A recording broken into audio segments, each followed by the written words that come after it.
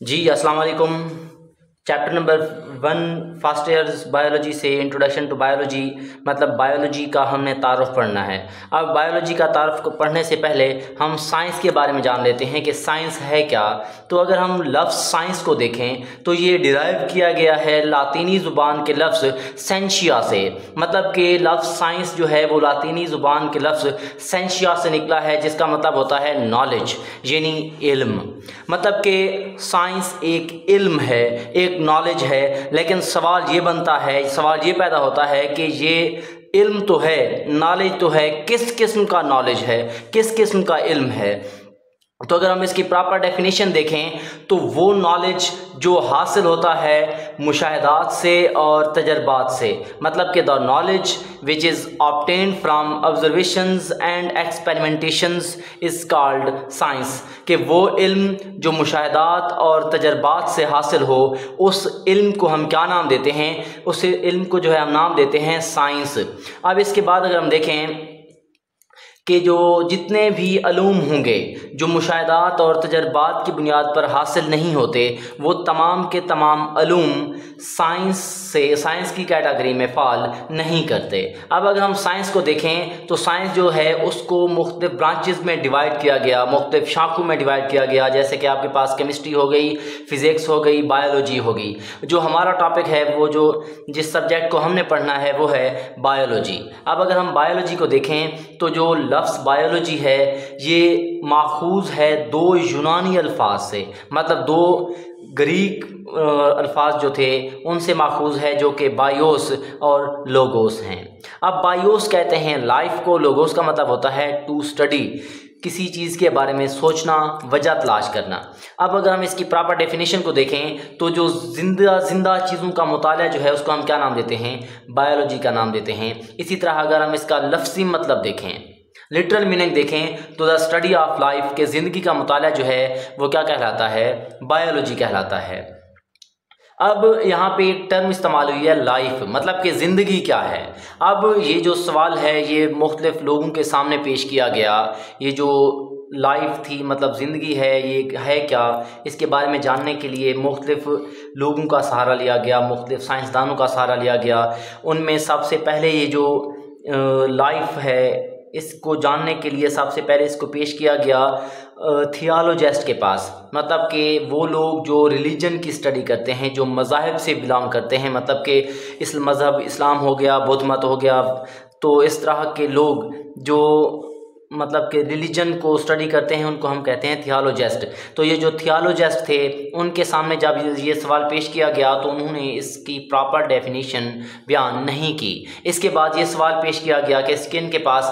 Philosophers के पास, मतलब कि वो लोग जो फ़िलासफ़ी को स्टडी करते हैं उनको हम क्या नाम देते हैं? फ़िलासफ़र्स का नाम देते हैं। अब इन्होंने भी इस चीज़ का प्रॉपर तरीके से जवाब नहीं दिया। उसके बाद ये सवाल पेश किया गया बायोलॉजिस्ट के पास, मतलब कि वो लोग जो बायोलॉजी को स्टडी करते हैं, वो साइंसदान जो बायोलॉजी की स्टडी करते हैं उनको हम क्या नाम देते हैं? बायोलॉजिस्ट का नाम देते हैं।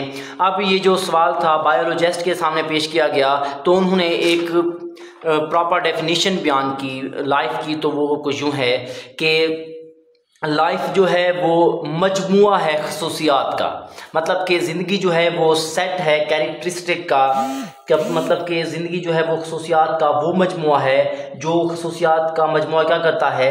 ज़िंदा चीज़ों को नॉन लिविंग थिंग, मतलब कि मुर्दा चीज़ों से क्या करता है? डिफ्रेंशिएट करता है। और वो मुर्दा चीज़ें जो हैं वो असरअंदाज होती हैं किस चीज़ पर?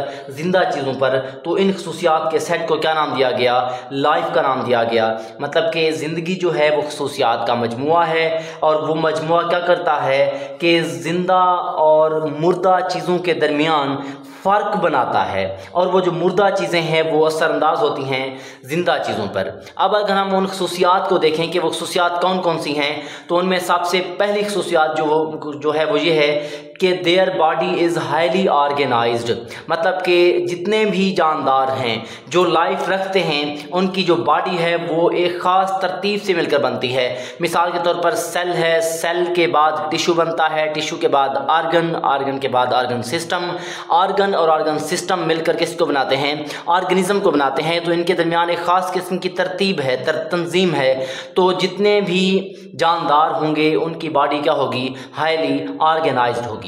इसी तरह अगर हम देखें तो दे हैव कम्प्लेक्स एंटिटीज़, मतलब कि उनकी जो हस्ती है, उनकी जो साख्त है वो क्या होती है, इंतहाई कम्प्लेक्स होती है, इंतहाई पेचीदा होती है।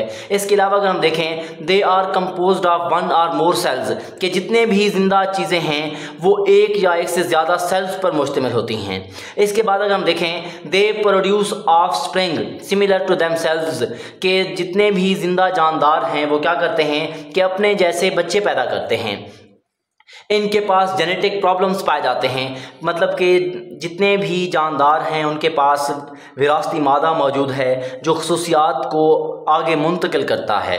इसी तरह अगर हम देखें they can acquire and use of energy, मतलब कि जितने भी ज़िंदा चीज़ें हैं वो एनर्जी हासिल भी करती हैं और उसको इस्तेमाल भी कर सकती हैं। इसके अलावा जो है they carry out and control many chemical reaction, मतलब कि इनके पास क्या होता है कि बहुत सारे केमिकल रिएक्शंस वाक़ हो रहे होते हैं। उनको हम क्या नाम देते हैं कि मेटाबॉलिज्म का नाम देते हैं। वो दो तरह के हो सकते हैं, उनमें कैटाबॉलिज्म भी हो सकता है और एनाबॉलिज्म भी हो सकता है। इसके अलावा अगर हम देखें कि वो क्या करते हैं कि दे show response in their environment, कि वो क्या करते हैं माहौल में होने वाली तब्दीली के ख़िलाफ़ क्या करेंगे, रेस्पॉन्स शो करते हैं। मिसाल के तौर पर अगर सर्दियां हों तो हम क्या करते हैं कि गर्म कपड़े पहनते हैं, अगर गर्मियां हों तो हम क्या करते हैं बारीक कपड़े, मतलब कि पतले कपड़े पहनते हैं ताकि माहौल के मुताबिक ख़ुद को एडजस्ट कर सकें। इसके बाद जो है आखिरी खसूसियात जो है वो ये है कि दे कैन ग्रो, वो अपने साइज़ में इजाफा करते हैं, वो ग्रो भी कर सकते हैं।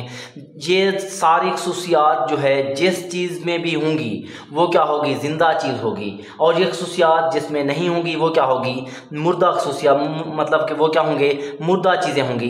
तो ये खसूसियात का सेट जो क्या करता है, ज़िंदा चीज़ों और मुर्दा चीज़ों के दरमियान डिफ्रेंशिएट करता है। इन खसूसियात के सेट को हम क्या नाम देते हैं, लाइफ का नाम देते हैं।